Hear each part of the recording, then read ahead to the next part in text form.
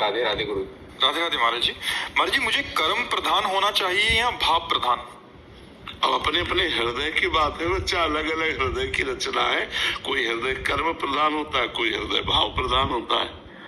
तो तुम्हारा हृदय क्या है वो तो तुम देखोगे ना, कि तुम्हारी कर्म में प्रवृत्ति अधिक है या बैठ करके भाव बनाने में अधिक प्रवृत्ति है। महाराज जी, मेरा क्वेश्चन ये है कि सहज भाव से हमें प्राप्ति कैसे होगी? जैसे सबरी और मीरा ने भाव की प्रधानता रखी। नाम से भाव पैदा होता है। आप हम ऊपर यही कह रहे थे कि मन बड़ा चंचल और मलिन है। जब हम खूब उपासना करते हैं तब वो पवित्र होता है, और पवित्र मन में भागवतिक भाव आते हैं। ऐसे थोड़ी आ जाएंगे भाव, ऐसे भाव संसारिक आएंगे, परमार्थिक नहीं आएंगे, भागवतिक नहीं आएंगे। उपासना से भागवतिक भाव आते हैं। तो पहले हमें श्रवणम, कीर्तनम, स्मरणम, विष्णुपाद सेवनम, अर्चनम, वंदनम, दास्यम, सख्य, आत्मनिवेदनम, तब भाव की जागृति होती है। भाव में डूबा हुआ तो फिर क्या कहना, भाव आ गया तो भगवान की प्राप्ति हो गई।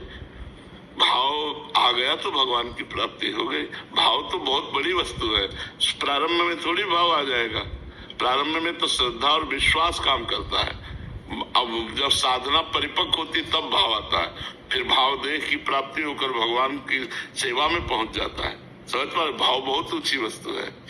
मीरा जी और सबरी जैसा भाव तो छोड़ो, उनके चरणों की रज प्राप्त हो जाए, थोड़ा सा भाव आ जाए तो काम चल जाए।